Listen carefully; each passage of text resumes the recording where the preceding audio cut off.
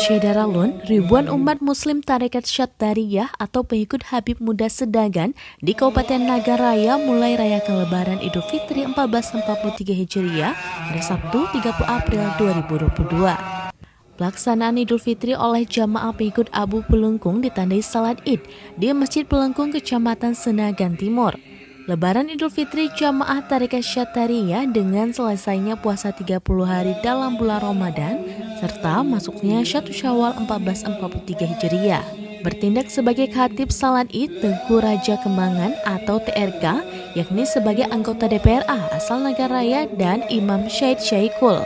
Pelaksanaan Id oleh pengikut Habib Muda Sedagan juga berlangsung pada sejumlah kabupaten lain di Aceh seperti Aceh Barat, Abdiyat, dan Gailues.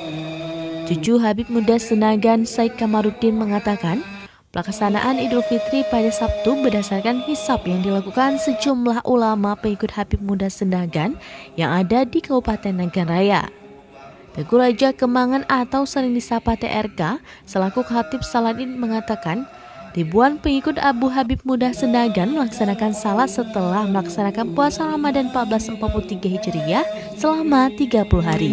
Dari Nagaraya, Rizwan Suhabi Aktif.